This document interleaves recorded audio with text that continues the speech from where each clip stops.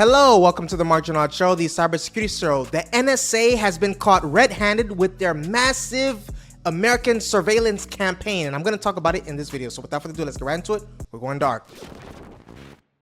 So the NSA, also known as the National Security Agency, has engaged in massive illegal dragnet surveillance of the domestic communications and communication records of millions of ordinary Americans since 2001. Since 2001, this surveillance has greatly expanded in the years since September 11, 2001. The NSA uses Section 702 of the Foreign Intelligence Surveillance Act to conduct at least two large-scale surveillance programs. Number one is the PRISM, P-R-I-S-M, which is, the NSA obtains communications directly from U.S. tech and social media companies like Facebook, Google, Apple, and Microsoft. The next one is upstream, and that is when the NSA intercepts and copies Americans' international internet communications in bulk as they flow into and out of the United States. While Section 702 does not allow the NSA to target Americans at the outset, vast quantities of Americans' communications are still searched and amassed in government databases simply because Americans are in touch with people abroad. The scale of Section 702 surveillance has been growing significantly over time, with the number of targets increasing from roughly 89,000 to 90,000 in 2013 to well over 200,000 in 2021, right? That's a very sharp increase.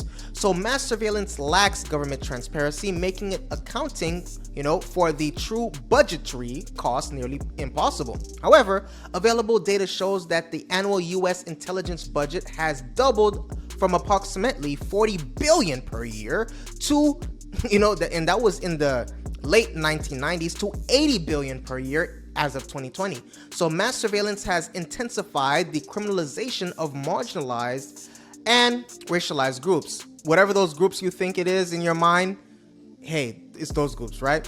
So before I proceed, please take a moment to hit that subscribe button and the like button. Once again, please take a moment to hit that subscribe button and the like button. So, something kind of happened to where they kind of got rid of it.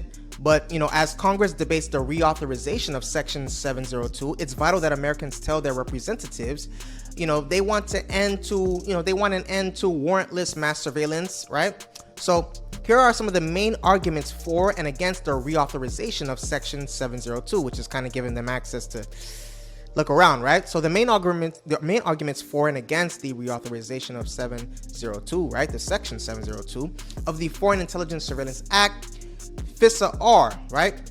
And here's for the arguments in favor of it. So Section 702 is a critical tool that enables the U.S. to thwart threats posed by China, Russia, terrorists, and fentanyl traffickers. That's what they're saying. They're also saying failure to reauthorize it could result in, one of the worst intelligence failures of our time. That's what they're saying. And this is 4, right? Another 4 is the FBI has made improvements in the use of Section 702 with a 94% decrease in searches for citizens' data between November 2021 and November 2022. Now, those were the arguments for it. Now let's get into the arguments against it. So here are some of the arguments against reauthorization of the favor, of the reform. So Section 702 enables massive illegal dragnet surveillance of the domestic communications of millions of ordinary Americans. That's one. The next one is it lacks transparency. Again, they talked about it, right? With the annual U.S. intelligence budget doubling, right? Remember, from 40 billion to 2020, 80 billion. And then what they're also saying is that the mass surveillance has intensified the criminalization of marginalized groups and targeted protest movements, right? That's what they're saying.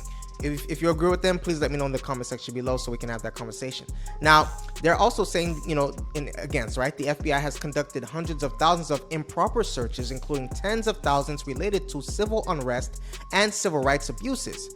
Now, they're saying, again, reforms are needed to impose warrant requirements for spying on Americans, institute stronger judicial review, and add safeguards for foreign targets unlikely to be involved in threats, right? So that's that. And then we have there's, recent revelations of abuses, right?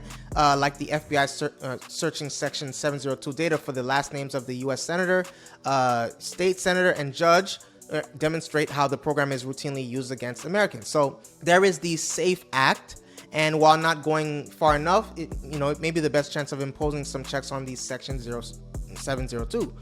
Given the push by surveillance hawks for reauthorization without reforms, what are the privacy concerns raised by the collection of metadata? And there are several key privacy concerns raised by the NSA's collection of the metadata under Section 702 of the Foreign Intelligence Surveillance Act, the FISA. So some of that has to deal with, number one, the bulk collection of telephone metadata, which allows the NSA to determine connections between known and unknown international terrorist operatives as part of authorized investigations, even though a person does not have a legitimate expectation of privacy in telephone numbers dialed. The next one is, while Section 702 does not allow the NSA to target Americans at the onset, vast quantities of American communications are still searched and amassed in government databases, simply because Americans are in touch with people abroad, right? The scale of Section 702 surveillance has been growing significantly, right? So these are some of the concerns that a lot of people have in that regard. So they're also saying that the NSA stores unevaluated content of metadata collected under Section 702 for up to 5 years, allowing the FBI to search this database for communications connected with U.S. citizens in select contexts without first obtaining a warrant or court order based on probable cause. They're also saying, right, Section 702 lacks traditional judicial oversight, and it is subject only to a limited foreign intelligence surveillance court, which operates clandestinely and hears arguments only from the executive branch agencies.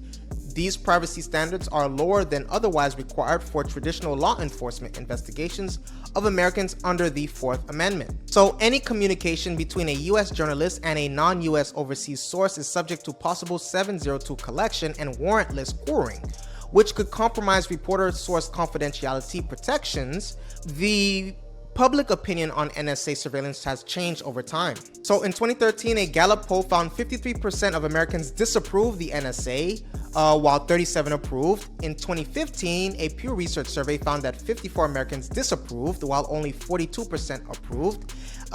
In 2015, a poll commissioned by the ACLU found 60% of likely voters believe the Patriot Act needed modification, while only 34% supported retaining it in its current form. By 2021, an AP NORC poll found that 46% of Americans opposed the government reading emails between people outside the US without a warrant, compared to just 27% in favor.